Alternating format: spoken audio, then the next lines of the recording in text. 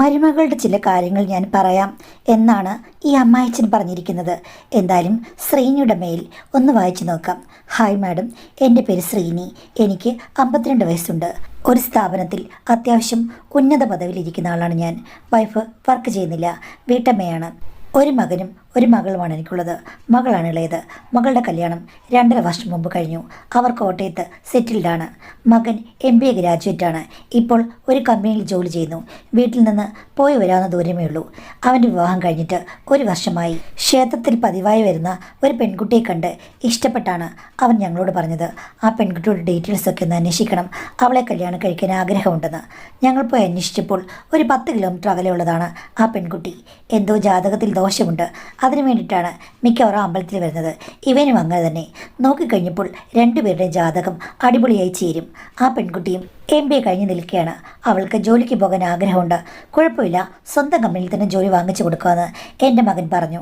അങ്ങനെയാണ് വിവാഹം കഴിച്ചുകൊണ്ട് വന്നത്. പക്ഷേ ഇവിടെ വന്നു കഴിഞ്ഞതിൽ പിന്നെ അവൾക്ക് ജോലിക്ക് പോകാനൊന്നും താല്പര്യമില്ല. വീട്ടിൽ നിൽക്കാനാണ് താല്പര്യമെന്ന് പറഞ്ഞു. അതിനൊന്നും ആർക്കും എതിർപ്പില്ല. എൻ്റെ ഭാര്യയുമായി അവൾ നല്ല കമ്പനിയാണ്. എന്നോട് അങ്ങനെയൊന്നും അടുക്കില്ല. കുറച്ച് ബഹുമാനമാണ്. വിവാഹത്തിന് 3 ആഴ്ചത്തെ ലീവ് എടുത്തു. പക്ഷേ കേരളത്തിലൊക്കെ കറങ്ങാൻ പോയതല്ലാതെ അവർ ദൂരെങ്ങും കറങ്ങാൻ പോയില്ല. ഹണിമൂണിന് വേണ്ടി ദൂരെ പോകാനൊക്കെ ഞാൻ പറഞ്ഞതാണ്. പക്ഷേ അവൻ ബിസി ആയതുകൊണ്ട് പോയില്ല. പെട്ടെന്ന് തന്നെ ജോലിക്ക് പ്രവേശിച്ചു. പിന്നെ അവൾ സാധാരണ വീട്ടമ്മയെ പോലെ പെരുമാറാനും തുടങ്ങി. പെൺകുട്ടിയെ ഇഷ്ടപ്പെട്ട് കല്യാണം കഴിച്ചെങ്കിലും എൻ്റെ മകനും അവളും കൂടെ ഭയങ്കരമായി ചിരിക്കുന്നതോ അടുത്തിരുന്ന് സംസാരിക്കുന്നതോ ഒന്നും ഞാൻ കണ്ടിട്ടില്ല. ഒരു പക്ഷേ ഒരു നാണമുള്ളത് കൊണ്ടായിരിക്കാം. മുറിക്കകത്ത് പറഞ്ഞിട്ട് കാര്യമില്ലല്ലോ, പുതുമോടിയിൽ ഭയങ്കര ആഹ്ലാദമായിരിക്കും എന്ന് ഞാൻ വിചാരിച്ചു. പക്ഷേ എങ്കിലും റൊമാൻറ്റിക് ആയിട്ടുള്ള പല നിമിഷങ്ങളും അവരിലുണ്ടാകുമെന്ന് വെറുതെ ഒരു ക്യൂരിയോസിറ്റി കൊണ്ട് ഞാൻ ശ്രദ്ധിച്ചെങ്കിലും എനിക്കത് കാണാനേ പറ്റിയില്ല. 2 പേരും 2 സുഹൃത്തുക്കളെ പോലെ ഇത്തിരി അകന്നൊക്കെ നിന്നാണ് പലപ്പോഴും സംസാരിക്കുന്നത്. അല്ലാതെ ഒരു സ്നേഹമോ നാണമോ ഒന്നും കാണുന്നില്ല. ജസ്റ്റ് എണ്ണയിട്ട യന്ത്രം പോലെ 2 പേരും മുന്നോട്ട് പോകുന്നു. ഇത് എന്തെങ്കിലും അഡ്ജസ്റ്റ്മെൻ്റ് ആണോ, പുറത്തങ്ങനെ പെരുമാറുന്നതാണോ, ഇനി വേറെന്തെങ്കിലും ഉണ്ടോ ഒന്നും അറിയില്ല. ഞാനൊരു ദിവസം വൈഫിനോട് ചോദിച്ചു, അല്ലടി ഇവർ 2 പേരും കൂടെ റൊമാൻസ് ആയിട്ടൊന്നുമില്ലേ? വയസ്സാം കാലത്ത് നിങ്ങൾ ഇതൊക്കെ നോക്കി നടക്കുകയാണോ? അല്ല, നമ്മൾ 2 പേരും കൂടെ കല്യാണം കഴിച്ചപ്പോഴേക്കും നിനക്ക് ഭയങ്കര ആവേശമായിരുന്നല്ലോ. എവിടെ പോയാലും കൈ കോർത്ത് പിടിക്കണം. ഭയങ്കര ആവശ്യമില്ലാത്ത ഓരോ ചേഷ്ടകളായിരുന്നല്ലോ. എന്താ മനുഷ്യ പറഞ്ഞത്? സ്നേഹം കൊണ്ട് നിങ്ങളോട് അടുത്ത് പെരുമാറുന്നതിന് ചേഷ്ടകൾ എന്നൊക്കെ നിങ്ങൾ പറയുന്നു. അല്ല, ഞാൻ പറഞ്ഞത് നിനക്കങ്ങനെ ചില കുണുക്കങ്ങളൊക്കെ ഉണ്ടായിരുന്നല്ലോ. എനിക്കങ്ങനെ ഉണ്ടായിരുന്നു. എൻ്റെ ഭർത്താവിന് എനിക്കിഷ്ടമാണ്. ഇപ്പം നിങ്ങൾ വന്നിരുന്നാലും ഞാൻ അടുത്ത് വന്നിരുന്ന് കൈയൊക്കെ പിടിച്ചിരിക്കില്ലേ? അതെൻ്റെ ഇഷ്ടം. പിന്നെ പിള്ളേർ, അവർക്ക് ഉള്ളിൽ നല്ല തീവ്രമായ ഇഷ്ടം കാണുമായിരിക്കാം. വയസ്സാങ്കാലത്ത് നിങ്ങൾ കൂടുതൽ ഇളകരുത്. നിങ്ങളെ എനിക്ക് സംശയിക്കേണ്ടി വരും. ഓഫീസിൽ പുതിയ പെണ്ണുങ്ങളെല്ലാം വന്നിട്ടുണ്ടോ എന്നെന്നോട് ചോദിച്ചു. ഞാൻ പറഞ്ഞു, പ്രായമായ ഞാൻ ചെറുപ്പക്കാരികളെ കണ്ട് ഇഷ്ടപ്പെട്ടിട്ട് എന്ത് ചെയ്യാന്? 52 വയസ്സ് പ്രായമൊന്നുമല്ല. ഇപ്പം കിളവന്മാർക്കായ ഇളക്കം അടങ്ങി നടന്നു എന്ന് ഭാര്യ എന്നെ വാൺ ചെയ്തു. എനിക്ക് വേറെ ചില സംശയങ്ങളുണ്ട്. കാര്യം, ഇവരുടെ കല്യാണം കഴിഞ്ഞിട്ട് മിക്കപ്പോഴും ബെഡ്റൂമിൻ്റെ വാതിൽ മലർക്ക തുറന്നിട്ടിരിക്കുകയാണ്. എൻ്റെ മകൻ തനിയുണ്ടാകുമ്പോൾ എപ്പോഴും അടച്ചിട്ടിരിക്കുകയാണ്. ഇപ്പോൾ അടയ്ക്കാറില്ല. മിക്കവാറും അവൾ തനിയുള്ളപ്പോൾ അവിടെ കിടന്ന് ഉറങ്ങുന്നത് കാണാം. ഉറങ്ങുമ്പോഴും വാതിലടയ്ക്കില്ല. ഞാൻ ഒരു ദിവസം ചോദിച്ചു, മോളെ, നീ തനിയുള്ളപ്പോൾ ബെഡ്റൂമിൻ്റെ വാതിൽ എന്താ അടയ്ക്കാത്തതും? അച്ഛാ, എനിക്ക് പേടിയാ. എനിക്കാണെങ്കിലേ വാതിലടച്ച് കിടക്കുന്നത് പണ്ടേ ഇഷ്ടമല്ല. എൻ്റെ അച്ഛനും അമ്മ എന്നോട് പറഞ്ഞിട്ടുണ്ട് വാതിലടച്ച് കിടക്കരുതെന്ന്. അതുകൊണ്ട് പാതി ചാരിയിട്ടിട്ടേ ഞാൻ കിടക്കുള്ളൂ. മുറിയിൽ ആരെങ്കിലും ഉണ്ടെങ്കിൽ അടച്ചോട്ടെ, അല്ലെങ്കിൽ എനിക്ക് പേടിയാ. അത് വല്ലാത്തൊരു പ്രശ്നമാണല്ലോ മോളെ. നീ എങ്ങനെയാണ് ഇങ്ങനെ ആയത്? എനിക്കറിയില്ല, പണ്ടേ എങ്ങനെയാണ്. അതുകൊണ്ടാണ് ഞാൻ തുറന്നിട്ട് കിടന്നുറങ്ങുന്നതെന്ന് പറഞ്ഞു. ചിലർക്ക് ചില ടൈപ്പ് പേടികൾ കാണുമല്ലോ. ഞാൻ ഭാര്യയോട് പറഞ്ഞപ്പോൾ ഭാര്യ പറഞ്ഞു, അവൾ തുറന്നു കിടന്നോ അടഞ്ഞു കിടന്നോ, അവളുടെ ബെഡ്റൂമിൽ അവൾക്ക് ഇഷ്ടമുള്ള പോലെ ചെയ്യാമല്ലോ. നിങ്ങളെന്തിനാണ് ഇതൊക്കെ തിരക്കാൻ പോകുന്നത്? അവളുടെ ഭർത്താവിന് കുഴപ്പമില്ലല്ലോ. നിങ്ങൾക്ക് ഈയിടെയായിട്ട് നല്ല മാറ്റമുണ്ട്. മരുമകൾ വന്നതിൽ പിന്നെയാണ് നിങ്ങൾ ഇങ്ങനെ പെരുമാറുന്നത്. എന്തോ ദുരൂഹതയുണ്ട് എന്ന് പറഞ്ഞപ്പോൾ ഞാൻ വിചാരിച്ചു, ഇനിയിപ്പോൾ ഭാര്യയോട് ഒന്നും പറയരുത്. കാര്യം, ഈ പെണ്ണുങ്ങൾ അതേത് പ്രായത്തിലുള്ളവരോട് പറഞ്ഞാലും എല്ലാം സംശയമാണ്. ഞാൻ സത്യം പറഞ്ഞാൽ മകൻ്റെയും അവളുടെയും ദാമ്പത്യം നന്നായി പോകുന്നുണ്ടോ എന്നുള്ള ക്യൂരിയോസിറ്റി ശ്രദ്ധിക്കുക മാത്രമാണ് ചെയ്തത്. അത് ഭാര്യയോട് പറഞ്ഞിട്ട് ആ കുട്ടി മനസ്സിലാകുന്നുമില്ല. ഇനി ഭാര്യയോട് ഒന്നും പറയരുത്. എന്നാലും അവരെ ശ്രദ്ധിക്കാതിരിക്കാൻ എനിക്ക് പറ്റിയില്ല. കാര്യം, ഒരു നോർമൽ ഭാര്യയും ഭർത്താവിനെ പോലെ അല്ലേ പെരുമാറുന്നതെന്ന് എനിക്കങ്ങ് തോന്നുകയാണ്.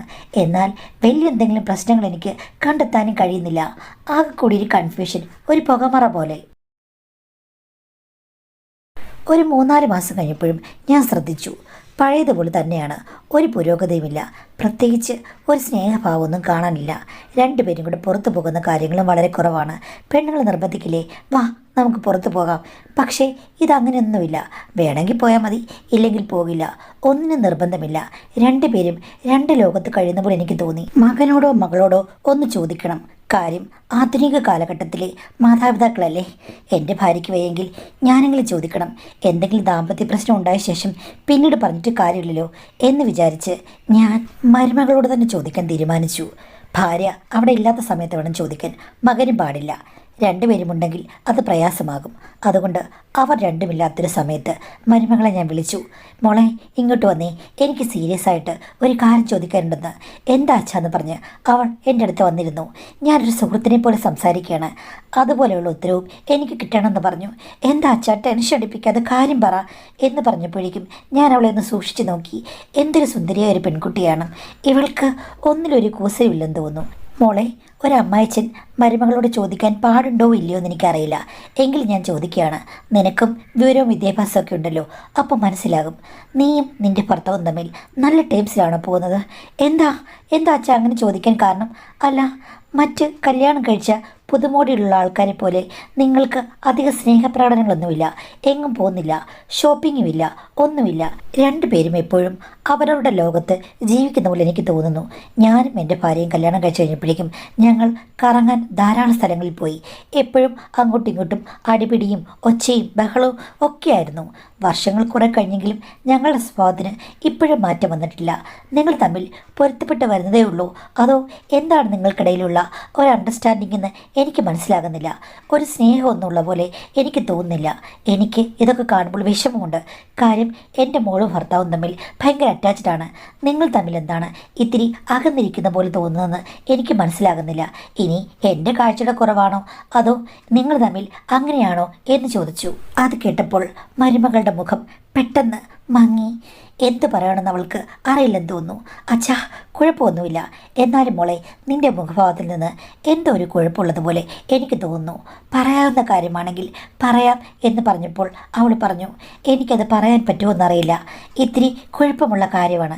എന്നാലും മോളെ, എന്നോട് പറയാം, ഒരു സുഹൃത്തിനെ പോലെ നീ പറയൂ. നമുക്ക് വേണ്ട കാര്യങ്ങൾ എന്താണെന്ന് വെച്ച് കഴിഞ്ഞാൽ ചെയ്യാമെന്ന് പറഞ്ഞു. അപ്പോൾ അവൾ എന്നോട് പറഞ്ഞു, അച്ഛാ, ശരിക്കും ഇതൊരു ഡോക്ടറോട് പറയേണ്ട കാര്യമാണ്. പക്ഷേ എങ്ങനെ ഡീൽ ചെയ്യണമെന്ന് എനിക്കറിയില്ല. എന്നാലും മോള് പറ, നമുക്ക് വേണമെങ്കിൽ ഡോക്ടറെ പോയി കാണാമല്ലോ. എന്താ പ്രശ്നം? അവനാണോ പ്രശ്നം, നിനക്കാണോ പ്രശ്നം എന്ന് ചോദിച്ചു കഴിഞ്ഞപ്പോഴേക്കും അവൾ എന്നോട് പറഞ്ഞു, അച്ഛാ, പ്രശ്നമെന്ന് പറയുമ്പോഴേക്കും എനിക്ക് ചേട്ടനെ ഒത്തിരി ഇഷ്ടമാണ്.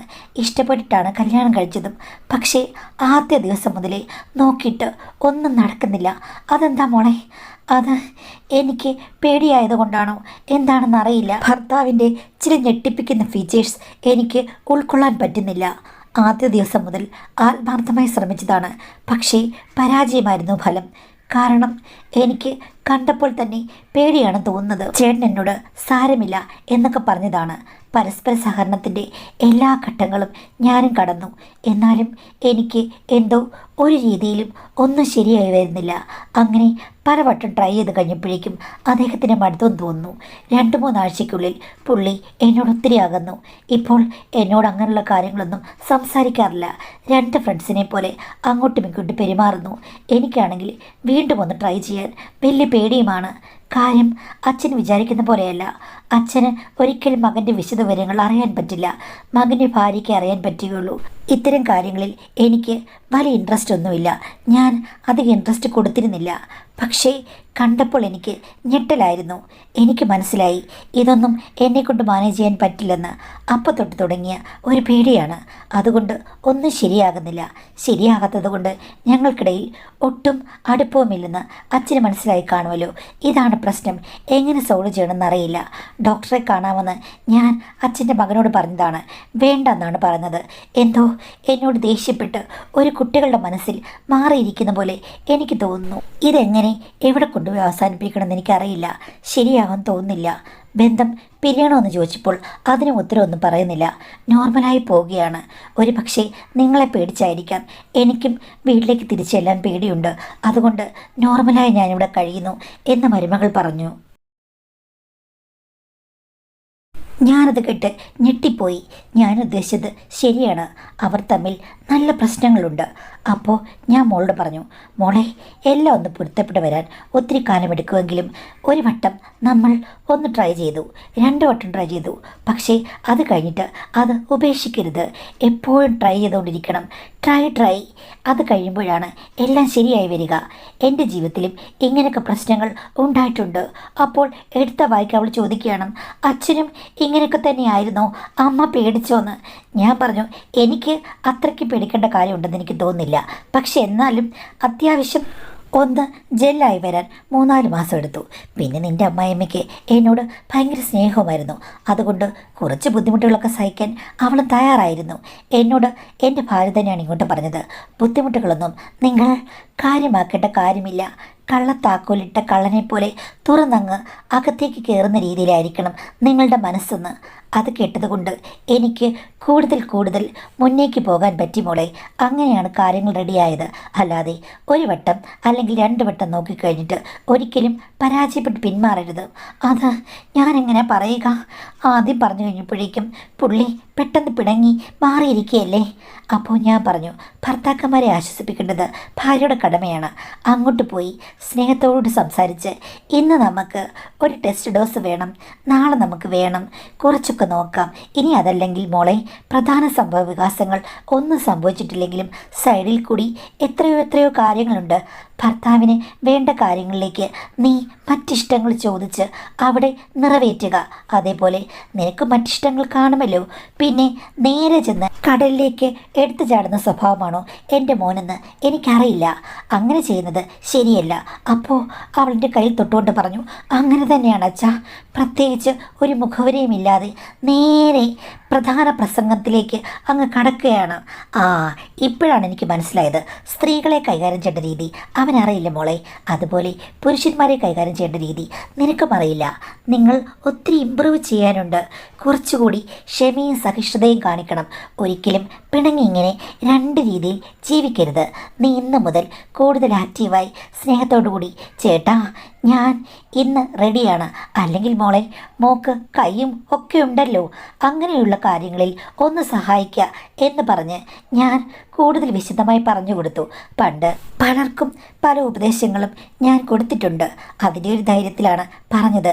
പിന്നെ മോൻ, അവൻ ഇത്രയും വലിയവനാണെന്ന് എനിക്ക് അറിയാമായിരുന്നില്ല, ഈ ചെക്കൻ്റെ ഒരു കാര്യം എന്ന് ഞാൻ ഓർത്തു. എന്തായാലും മരുമകളോട് പറഞ്ഞതാണ് ശരിയായ പ്രവൃത്തിയെന്ന് എനിക്ക് തോന്നി. അവൾ സമ്മതിച്ചു. അച്ഛൻ പറഞ്ഞപ്പോൾ എനിക്ക് കൂടുതൽ മനസ്സിലായി. ഞാൻ മറ്റു വഴികൾ നോക്കട്ടെ, പിണക്കമില്ലാതെ മുന്നോട്ട് പോകുകയല്ലേ കാര്യം. ശരി അച്ഛാ, ഇന്നു മുതൽ ഞാൻ കുറച്ചുകൂടി ഇനിഷ്യേറ്റീവ് എടുക്കാം എന്ന് പറഞ്ഞു. നീ എടുക്കണം, നന്നായി ഇനിഷ്യേറ്റീവ് എടുത്തെങ്കിൽ മാത്രമേ കാര്യങ്ങൾ നടക്കുകയുള്ളൂ. പെണ്ണിനെ കൊഞ്ചിക്കുഴയാൻ ആരെങ്കിലും പഠിപ്പിക്കണോ? ഭർത്താവിനെ നീ വലയിലാക്കാൻ ശ്രമിക്കുമോളെ എന്ന് ഞാൻ പറഞ്ഞു കൊടുത്തു. അപ്പോൾ അവൾ പറയുകയാണ്, അച്ഛൻ ശരിക്കും പെണ്ണാട്ട് ജനിക്കേണ്ടതായിരുന്നു. അതെന്താടി നീ അങ്ങനെ പറഞ്ഞത്? അല്ല, ശരിക്കും എൻ്റെ കൂട്ടുകാരികളൊക്കെ ഉപദേശിക്കുന്ന പോലെ ഇരിക്കുന്നു എന്ന് പറഞ്ഞപ്പോഴേക്കും ഞാൻ പൊട്ടിച്ചിരിച്ചു. എന്നാൽ ഈ ജന്മത്തിൽ ഞാൻ ആണായി പോയില്ലേ. തൽക്കാലം മോളെ ഇന്ന് തൊട്ട് പാറ്റേൺ ചേഞ്ച് ചെയ്യാൻ പറഞ്ഞു. അതെ അച്ഛൻ, ഞാൻ ചേഞ്ച് ചെയ്തോളാം എന്നവൾ സന്തോഷത്തോടുകൂടിയാണ് പോയത്. എന്തായാലും അന്ന് തൊട്ട് അവൾ എന്തൊക്കെയോ മാറ്റി പിടിച്ചെന്ന് തോന്നുന്നു. 2 ആഴ്ചക്കകം വിസിബിളായിട്ടുള്ള ചില ചേഞ്ചസുകൾ കാണാൻ തുടങ്ങി. 2 പേരും തമ്മിൽ സംസാരം കൂടുതലായി. ഇടയ്ക്ക് അടിയും പിടിയും ഓട്ടവും ചാട്ടവും ഒക്കെ കണ്ടു തുടങ്ങി. ഭാര്യനോട് ചോദിച്ചു, അയ്യോ ഇതെന്താ ഈ പിള്ളേർ നിശബ്ദമായി ഇരിക്കുകയായിരുന്നല്ലോ, ഇപ്പം എന്തിനാ കിടന്ന് ചാടുകയോടൊക്കെ ചെയ്യുന്നത്? ഞാൻ പറഞ്ഞു, ഇപ്പോഴായിരിക്കൂടി അവർ സെറ്റായത്, എല്ലാത്തിനും ഒരു കാലയളവ് വേണ്ടേ. ശരിയായിരിക്കും എന്ന് പറഞ്ഞ് ഭാര്യയെ സമാധാനിച്ചു. ഇത് കഴിഞ്ഞ് പിന്നീട് കുറേ നാളേക്ക് അവളോട് എനിക്ക് കറക്റ്റായിട്ട് ചോദിക്കാനുള്ള സമയം കിട്ടിയില്ല. ഒരു ദിവസം ഞാൻ ചോദിച്ചപ്പോഴേക്കും അവൾ പറഞ്ഞു, അച്ഛനോട് ഞാനങ്ങോട്ട് വന്ന് വിശദമായ എല്ലാ കാര്യങ്ങളും പറയാനിരിക്കുകയായിരുന്നു. എന്താ മോളെ, കാര്യങ്ങളെല്ലാം ഓക്കെ ആയോ? കാര്യങ്ങളൊന്നും വലുതായിട്ടൊക്കെ ആയില്ല, പക്ഷേ അച്ഛൻ പറഞ്ഞല്ലോ കൈയും മറ്റു കാര്യങ്ങളൊക്കെ ഉണ്ടെന്ന് എന്ന് പറഞ്ഞതുകൊണ്ട് ഞാൻ കൈകൾ ഉൾപ്പെടെയുള്ള പല കാര്യങ്ങളിലേക്കും അങ്ങിറങ്ങിച്ചെന്നു. അപ്പോൾ പിന്നെ ഇപ്പോൾ പ്രശ്നമില്ല. അന്നന്നത്തെ ദിവസം അന്നന്നത്തെ ചില കാര്യങ്ങൾ നടത്തി കൊടുത്താൽ പോരെ. അതിനു വേണ്ടിയിട്ടാച്ചാ ഞാൻ ഇംഗ്ലീഷുകാരി പെണ്ണുങ്ങളെ പോലെയാണ് ഇപ്പോൾ പ്രവർത്തിക്കുന്നത് എന്ന് പറഞ്ഞ് അവൾ തല ആട്ടിക്കാണിച്ചു. കൈയെന്ന് ഞാൻ പറഞ്ഞപ്പോഴേക്കും നീ തലഭാഗം ഏറ്റെടുത്ത മോളെ എന്ന് ചോദിച്ചപ്പോഴേക്കും അവൾ പൊട്ടിച്ചിരിച്ചു. പറയുമ്പോൾ ഒരടി മുന്നിലേക്ക് പോകണ്ടേ അച്ഛാ? വേണം മോളെ, വേണം. പക്ഷേ ഇത് മാത്രമേ ഉള്ളൂ. നിന്റെ കാര്യങ്ങൾക്കൊക്കെ എന്തെങ്കിലും ഗുണമുണ്ടോ? പിന്നെ എനിക്ക് വേണ്ടി ഇപ്പോൾ നന്നായി സമയം ചെലവഴിക്കാറുണ്ട്. പിന്നെ മറ്റു കാര്യങ്ങൾ എങ്ങനെയാ മോളെ? എന്തെങ്കിലും പുരോഗതി ഉണ്ടാകുമോ? അപ്പോൾ അവൾ പറഞ്ഞു, ആ, വികസന പദ്ധതികൾ ഉണ്ടച്ചാ, കുഴപ്പമൊന്നുമില്ല. ആദ്യം തുടക്കത്തിലേയുള്ള ചില വികസന പദ്ധതികൾക്ക് വേണ്ടി ശ്രമിക്കുന്നുണ്ട്. കവാടം കഴിഞ്ഞിട്ടല്ലേ വീടിനകത്തേക്ക് വരാൻ പറ്റൂ. ആദ്യം കവാടം തന്നെ നന്നാകണ്ടേ അച്ഛ എന്ന് ചോദിച്ചപ്പോൾ ഞാൻ പറഞ്ഞു, വേണം മോളെ, വേണം. എന്തിനും നീ തയ്യാറായി നിൽക്കുന്നുണ്ടല്ലോ, അപ്പോൾ മെച്ചപ്പെടുമെന്ന് പറഞ്ഞു. അവളപ്പോൾ എന്നോട് പറഞ്ഞു, എൻ്റെ ഒരു സുഹൃത്തുണ്ട്. അച്ഛൻ പറഞ്ഞു കഴിഞ്ഞപ്പോഴേക്കും ഞാൻ അവളോട് പറഞ്ഞു, അവളുടെ കല്യാണം കഴിഞ്ഞതാണ്. അപ്പോൾ അവൾ എന്നോട് പറഞ്ഞത്, ഡോക്ടറൊന്നും കാണാൻ പോകേണ്ട കാര്യമൊന്നുമില്ല, നീ സ്വയം ശ്രമിച്ചാൽ തന്നെ പുരോഗതി ഉണ്ടാകും എന്നവൾ എന്നോട് പറഞ്ഞു. അച്ഛാ, എന്നിട്ട് അവൾ പച്ചക്കറിയുടെ കാര്യങ്ങളാണ് പറഞ്ഞെന്ന് പറഞ്ഞു. ഞാൻ ചോദിച്ചു, പച്ചക്കറിയോ? അതെ എന്ന് പറഞ്ഞ് അവൾ ആ രഹസ്യം എന്നോട് പറഞ്ഞു. ഹോസ്റ്റലൊക്കെ വെച്ചിട്ട് അവൾക്ക് ഒത്തിരി ഇഷ്ടമായിരുന്നത്രേ. ആഹാ, അത് കൊള്ളാമല്ലോ. അപ്പോൾ അവൾ കല്യാണം കഴിക്കുമ്പോഴേക്കും വികസനത്തിൻ്റെ അങ്ങേയറ്റം കണ്ടുമുട്ടിയിരുന്നു. അതുകൊണ്ട് അവൾക്ക് പ്രശ്നമൊന്നും ഉണ്ടായി കാണില്ലല്ലേ മോളെ എന്ന് ചോദിച്ചു കഴിഞ്ഞപ്പോഴേക്കും അവൾ പറഞ്ഞു, എക്സാക്ട്ലി അച്ഛാ, അവൾക്ക് ഒരു ബുദ്ധിമുട്ടും ഇല്ലായിരുന്നു. പിന്നെ അവളുടെ ഭർത്താവ് ഓക്കെ ആവറേജാണ്, അതുകൊണ്ട് വലിയ കുഴപ്പങ്ങളൊന്നും ഉണ്ടായില്ല. പക്ഷേ ഈ കാര്യത്തിൽ ഞാൻ ഇത്തിരി ബുദ്ധിമുട്ടുമെങ്കിലും പതിയെ ഞാൻ സ്വയം സഹായ സംഘത്തിൽ നന്നായി കറങ്ങി നടന്നു കഴിഞ്ഞാൽ എനിക്കും നല്ല ഗുണങ്ങൾ ഉണ്ടാകുമെന്ന് അവൾ എന്നോട് പറഞ്ഞു. അവൾ പറഞ്ഞ കാര്യങ്ങൾ തത്വത്തിൽ ശരിയായിരിക്കാം മോളെ, പക്ഷേ എനിക്കൊരു സംശയം. ഇതിനു വേണ്ടി പച്ചക്കറിത്തോട്ടം കേടാക്കേണ്ട കാര്യമുണ്ടോ? ഇൻ്റർനെറ്റിൽ ഇഷ്ടംപോലെ സംഗതികളൊക്കെ ഉണ്ടല്ലോ, അത് ഓർഡർ ചെയ്ത് വരുത്തിയാൽ പോരെ എന്ന് ചോദിച്ചു. അത് ശരിയാകുമെന്ന് എനിക്ക് തോന്നുന്നില്ല. അച്ഛൻ്റെ മോന് ഇങ്ങനെയുള്ള കാര്യങ്ങളൊക്കെ പറയുന്നത് ഒട്ടും ഇഷ്ടമല്ല. എൻ്റെ സഹകരണ മനോഭാവം ഇല്ലായ്മയാണ് എല്ലാത്തിനും കാരണം എന്നാണ് പറഞ്ഞത്. ഞാൻ മനഃപൂർവ്വം ഇങ്ങനെയുള്ള കാര്യങ്ങളൊക്കെ ചെയ്യുകയാണെങ്കിൽ എന്ത് പറയുന്ന അറിയില്ല. ഞാൻ ചോദിച്ചു, അതെന്താ അങ്ങനെ? അവൻ പണ്ടൊരു പഴഞ്ചൊല്ലുണ്ട്, പശുവൊട്ട് തിന്നത്തുമില്ല എന്ന് പറഞ്ഞ്. അവളത് കേട്ട് ചിരിക്കുകയും ചെയ്തു. എന്തായാലും അച്ഛൻ ഇങ്ങനെയൊക്കെ പറഞ്ഞതുകൊണ്ടാണ് എനിക്ക് എൻ്റെ കൂട്ടുകാരോട് ചോദിക്കാൻ പറ്റിയത്. ഞാൻ അച്ഛൻ്റെ കാര്യം അവളോട് പറഞ്ഞു. നീ എന്തിനാ അതൊക്കെ പറയാൻ പോകുന്നത്? അത് പിന്നെ അവളെൻ്റെ ആത്മാർത്ഥ സുഹൃത്തല്ലേ.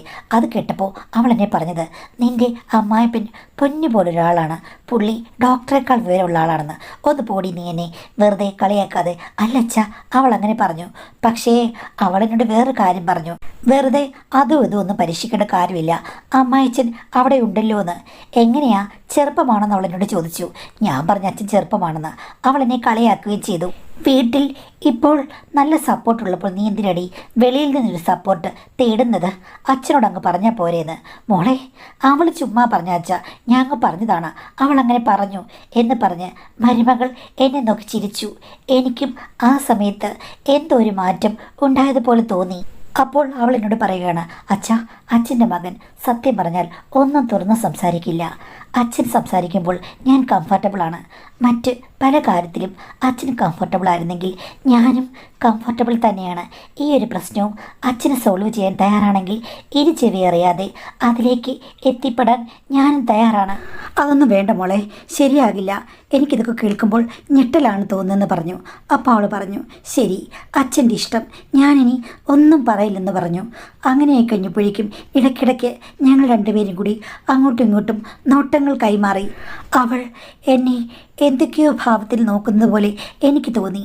പക്ഷെ പിന്നീട് അവളോട് മിണ്ടാൻ എനിക്ക് മടിയായിരുന്നു, അതിർത്തികൾ ലംഘിച്ചാലോ എന്ന്.